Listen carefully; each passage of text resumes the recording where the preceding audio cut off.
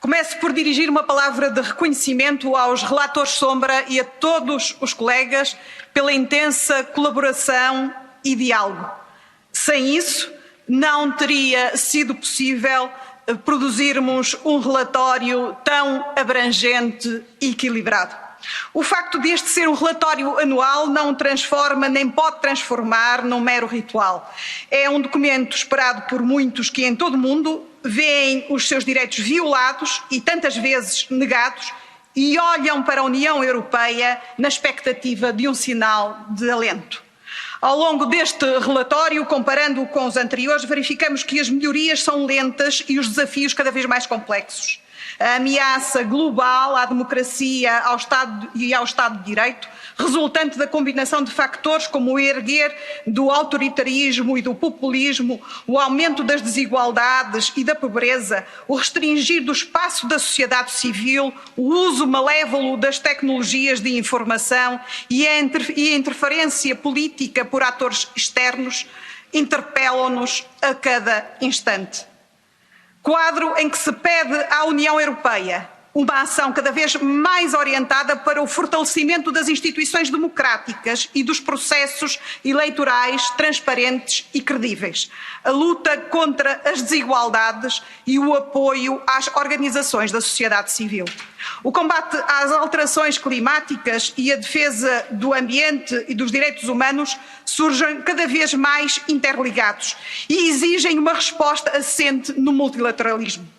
Ataques a defensores de direitos humanos, ambientalistas, povos indígenas, jornalistas, opositores políticos e minorias continuam a ser uma constante. Colocar-lhes um fim e combater a impunidade de que gozam os perpetradores de violações de direitos humanos exige a convergência dos Estados, não só na adoção de conclusões firmes pelo Conselho de Negócios Estrangeiros, mas também numa ação firme e assertiva. Os retrocessos em matérias de igualdade de género, saúde e direitos sexuais e reprodutivos em diversos pontos do globo não podem contar com a nossa complacência, tal como a estigmatização e a perseguição das pessoas LGBTI. A saúde infantil e a educação, a erradicação do trabalho infantil e a luta contra todo o tipo de abusos contra as crianças continuam a ser batalhas que não admitem tréguas. A necessidade de resposta ao drama vivido por migrantes e refugiados impõe uma ação determinada, solidária e sustentável, alinhada com o Pacto para as Migrações.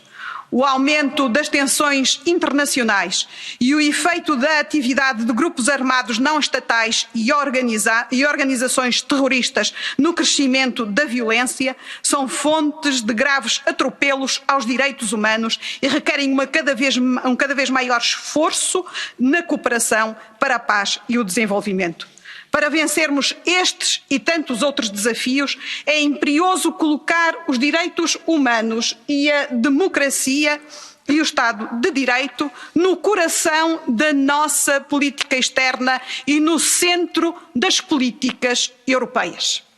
Isso implica utilizar todos os instrumentos ao nosso dispor, introduzir de forma sistemática cláusulas de direitos humanos em todos os acordos internacionais da União, com uma especial atenção para os de comércio e associação, fazer da implementação do Plano de Ação para a Democracia e Direitos Humanos 2020-2024 uma tarefa aberta e participada, promovendo a consulta e o diálogo estruturado com a sociedade civil e o Parlamento, assumir a defesa intransigente do multilateralismo e da reforma das Nações Unidas e apoiar o Tribunal Penal Internacional, a exponenciar a efetividade da nossa política externa através do voto por maioria qualificada no Conselho em matérias de direitos humanos, avançar com o estabelecimento de um mecanismo de diligência devida que afaste das nossas cadeias de abastecimento produtos e matérias-primas cuja obtenção redunde em violação de direitos humanos, entre outros. A excepcionalidade do momento de pandemia vivido entre o tempo de referência deste relatório e a sua apresentação fez com que este não ficasse incólume ao tema. Saudamos a resposta à Covid-19 por parte dos Estados que fizeram do direito à vida e à saúde a sua prioridade. Mas não podemos deixar de expressar a nossa preocupação por, em alguns países, a Covid-19 ter levado ao declínio dos estándares da democracia e dos direitos humanos. Esta crise não pode ser aproveitada para consolidar poderes autoritários ou enfraquecer ser o Estado de Direito. E todas as medidas de resposta à pandemia devem ser baseadas nos direitos humanos, na não discriminação, seja no que for e seja de quem for. Mas para encararmos o futuro, importa não ceder à densidade de todo este quadro e agarrar os sinais de esperança. O novo mecanismo global de sanções por violação de direitos humanos, há tanto tempo reclamado neste Parlamento, representa um marco no combate à impunidade. E aqui dirijo uma saudação ao alto representante pelo seu papel nesta matéria. Apesar da persistente tendência de compressão do espaço da sociedade civil, ver cidadãos, sobretudo jovens, mobilizarem-se em torno de causas políticas e sociais, na exigência de mais e melhores respostas no combate às alterações climáticas, na defesa da democracia e dos direitos humanos, mostra-nos que é possível um outro amanhã. A exigência do tempo presente não admite a nossa resignação. É tempo de agir. Parafraseando Churchill, diria que não basta dizermos que estamos a fazer o melhor que podemos.